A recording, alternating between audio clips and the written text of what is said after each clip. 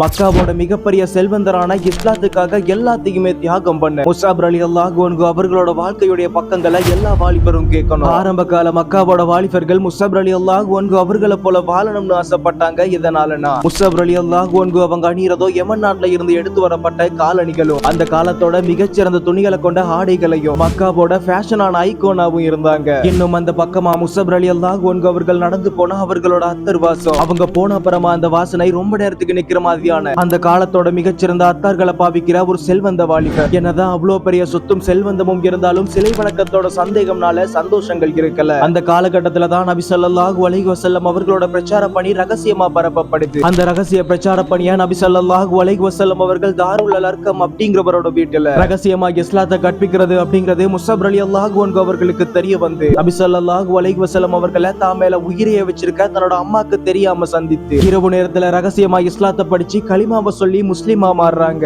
இத தெரிய வந்து அவங்களோட தாய் சொல்றாங்க, முஸஅபே நீ இஸ்லாத்தை விடலனா இனிமே இந்த வீட்டுல உனக்கு எந்த வசதியுமே கிடையாது, எந்த வீட்டுல இருக்க எந்த ஒரு செல்வத்தையும் நீ அனுபவிக்க முடியாதுன்னு சொன்னப்போ தன்னோட அன்பு அம்மாவோட முடிவுல எந்த ஒரு மாற்றமுமே இல்லாதனால வீட்டை விட்டு வெளியேறாரு. எந்த மக்காவோட தெருக்கல்ல விலை உயர்ந்த பாதணிகளையும் விலை உயர்ந்த ஆடைகளையும் அணிஞ்சு நடந்தார். அதே தெருக்கல்ல ஒரே ஒரு கிழிந்த ஆடையோட அல்லாஹ் மேல நம்பிக்கை வச்சு இஸ்லாத்துக்காக நடக்கிறாரு. இத பார்க்கிற நபி ஸல்லல்லாஹு அலைஹி வஸல்லம் அவர்கள் முஸஅப் ரலியல்லாஹு அன்ஹு அவர்களோட நிலைமையை கண்டு அந்த வாலிபனோட தியாகங்களை கண்டு கண்ணீர்ல கலங்குறாரு. அந்த நாள்ல இருந்து அல்லாஹ்வோட மார்க்கமான இஸ்லாத்தை படிக்க ஆரம்பிச்ச முஸஅப் ரலியல்லாஹு அன்ஹு அவங்க மார்க்க அறிவுலையும் குர்ஆன் ஓதுறதுலயும் ஃபத்வா பண்றதுலயும் மக்கள் மத்தியில அன்பா பேசி இஸ்லாத்தை புரிய வைக்கிறதுல சிறந்து விளங்குறாங்க. ஹுதைபியா உடன்படிக்கையும் தாண்டி மதீனால இருந்து வந்த அன்சாரி சஹாபாக்கள் ரசூலுல்லாஹ்வே நாங்க திரும்பி மதீனாக்கு போற நேரத்துல எங்களோட மதீனாக்கு உங்கள இருந்து ஒருத்தர் வரணும் இஸ்லாமிய தஅவா பணிக்காகன்னு சொன்னப்போ நபி ஸல்லல்லாஹு அலைஹி வஸல்லம் அவர்கள் அடுத்து அபூபக்கர் ரலியல்லாஹு அன்ஹு அவர்களும் இன்னும் சில இஸ்லாமிய மேதைகளும் இருந்தப்போ கூட நபி ஸல்லல்லாஹு அலைஹி வஸல்லம் அவங்க மதீனாக்கு அனுப்பி வச்சது யாரனா இந்த வாலிபன் இஸ்லாத்துக்காக எல்லாத்தையுமே தியாகம் பண்ணானோ அந்த வாலிபனான முஸஅப் ரலியல்லாஹு அன்ஹு அவர்கள் தான். அங்க மதீனாக்கு போன நாட்கள்ல இருந்து முஸஅப் ரலியல்லாஹு அன்ஹு அவங்க தன்னோட அன்பான பேச்சால மதீனா முழுக்க இஸ்லாத்தை பரப்பி நபி ஸல்லல்லாஹு அலைஹி வஸல்லம் அவங்க மதீனாக்கு வர நேரத்துல இஸ்லாத்தால மதீனாவை செதுக்கி வைக்கிறாரு. நபி அவங்க மதீனாக்கு போன அப்புறமா இஸ்லாமிய வரலாற்றோட முதல் போரான பத்ர் போர்ல முஸஅப் ரலியல்லாஹு அன்ஹு அவங்களும் கலந்து கொண்டு தன்னோட குடும்பத்தை எதிர்த்து போரும் செய்றாங்க. அது அடுத்து வந்த இஸ்லாமியர்களோட இரண்டாவது போரான உஹது போர்க்களத்துல முஸஅப் ரலியல்லாஹு அன்ஹு அவங்க தான் இஸ்லாமிய கொடியை ஏந்திய வீரர் அணிக்கிறாங்க. போர்க்களம் சூடு பிடிக்கிற நேரத்துல நபி ஸல்லல்லாஹு அலைஹி வஸல்லம் அவர்களோட கட்டளையும் தாண்டி ஒரு சில சஹாபாக்கள் கனிமத் பொருட்கள் மேல வச்ச ஆசை காரணமா முஸ்லிம்களோட பட தோற்க போற நேரத்துல நபி ஸல்லல்லாஹு அலைஹி வஸல்லம் அவர்கள் காயப்பட்டு தன்னோட முகம் சதஞ்ச நிலைமையில பற்கள் உடைஞ்ச நிலைமையில நபி அவர்களை தாக்க எதிரிகள் போனப்போ இதை பார்க்கிற முஸஅப் ரலியல்லாஹு அன்ஹு அவங்க இஸ்லாமிய கொடியை ஏந்தியபடி அல்லாஹ் அக்பர் அப்படின்னு சொல்லி காற்று விட வேகமா முன்னேறாங்க. இத பாக்குற எதிரி படைகள் முஸஅப முதல்ல கொலை செய்யணும்னு சொல்லி சுற்றி வளைச்சி முஸஅப் ரலியல்லாஹு அன்ஹு அவர்களோட வலது கையை வெட்டியப்போ இடது கையில கொடியை ஏந்தி அல்லாஹ் அக்பர்னு கத்துறாரு. இடது கையை வெட்டப்படுற நேரத்துல தன்னோட மார்பகத்துல அந்த கொடியை ஏந்தி அல்லாஹ் அக்பர் அப்படின்னு சொல்லப்போ பல எதிரிகளோட ஈட்டிகள் உடம்புல ஏறி தன்னோட உடம்புல 70க்கும் அதிகமான காயங்களோட அந்த உஹது களத்துல ஷஹீதாக்கப்படுறாங்க. அல்லாஹ் மேல இருந்த நம்பிக்கை காரணமா இஸ்லாத்து மேல இருந்த அன்பு காரணமா தான் மேல உயிரைய வச்சிருந்த தன்னோட அம்மாவை இழந்து தன்னோட சொத்து செல்வங்கள் எல்லாத்தையுமே இழந்து தன்னோட வாலிபத்தை தியாகம் பண்ணி ஊரை இழந்தது மட்டுமே இல்லாம கடைசியா உஹது போர்க்களத்துல இஸ்லாத்துக்காகவும் நபி அவர்களுக்காகவும் தன்னோட உயிரையை இழக்கிறாங்க.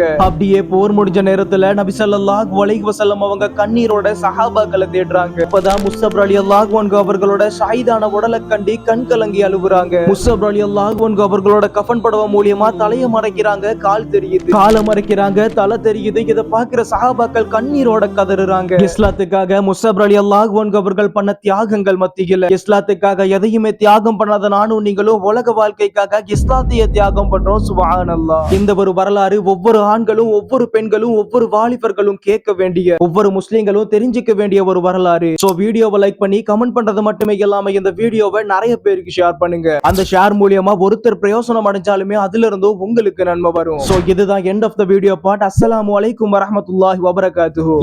இதே மாதிரியான இன்னும் ஒரு இஸ்லாமிய வரலாற்றோட சந்திக்கிறேன் இன்ஷா அல்லாஹ்.